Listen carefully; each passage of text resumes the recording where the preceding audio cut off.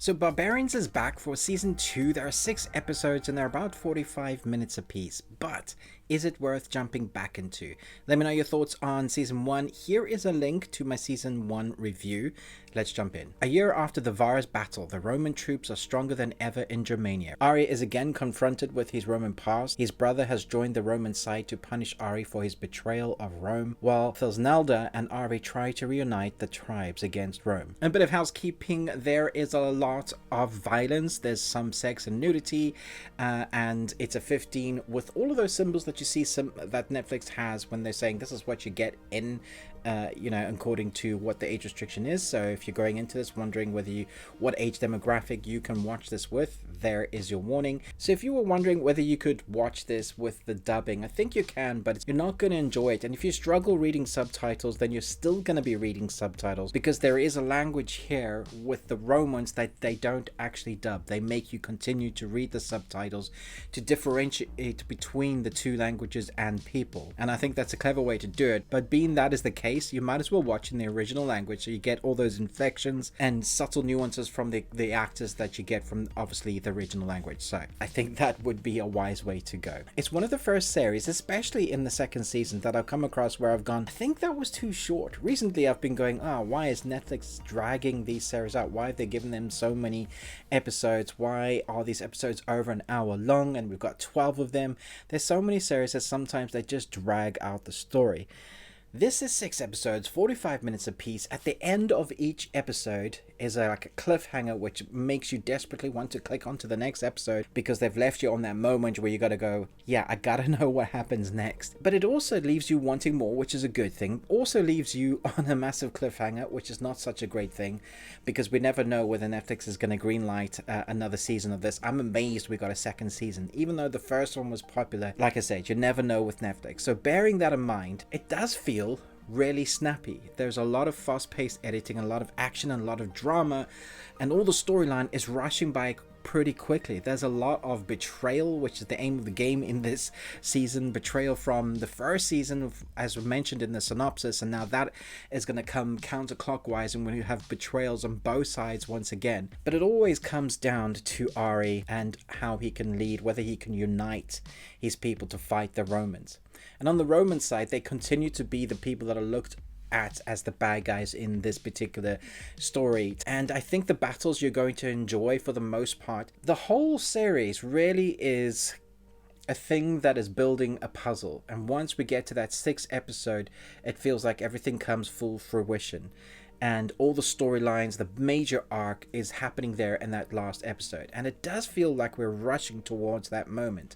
So when we get the 6th episode, we get the battle because of something that's happened and leading up to the battle moments. You're going to really enjoy what's happening on screen, because the way they show it, close combat, great fighting sequences. You care about the people, of what's happening to the people, because they spent the first 5 episodes kind of building them up. Even though they're rushing, you get enough time to make you go, no, not that character, that was my favorite character. It does a thing where, it kill your darlings is one of Stephen King's favorite things to do. He says, kill your darlings, and you've invested your characters. You'll know if people care about your characters if they get upset when you take out a character. Like, no, not that one. This series isn't afraid to do that to some of its characters, and I appreciated that, but also I was shouting at the screen going, no, not that one, that's my favorite character. I did have a very favorite character that happened to, probably not one you're thinking of, so I'm not doing any spoilers, but I was glad that they were willing to take chances with the writing. But at the same time, I'm wondering what they're going to do with season 3, because season 3 feels like it's a much bigger scope than what they've had so far.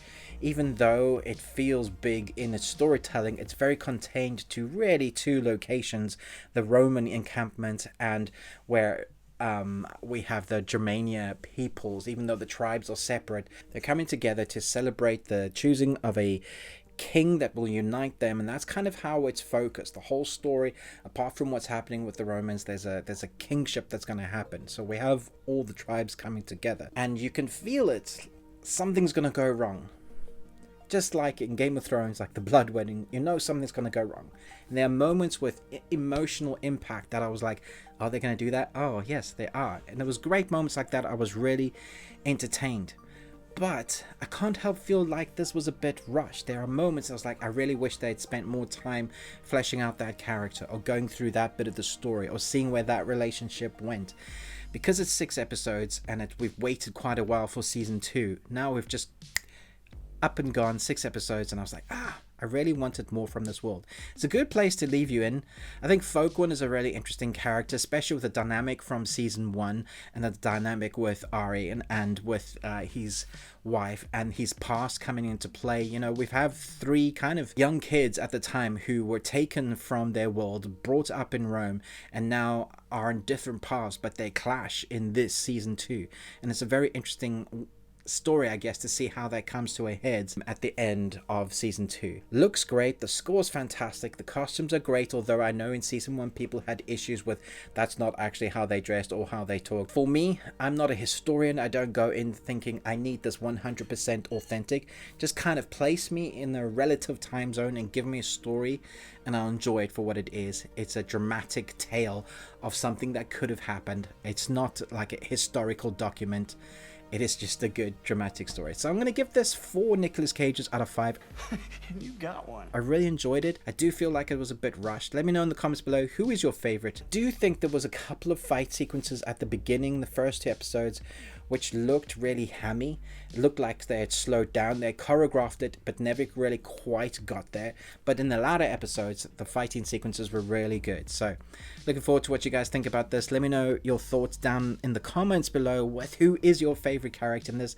There's some real badassery, I'm sure that's a word, with these characters. Thanks so much for watching, but most of all, until next time, remember, live long and Tuesday.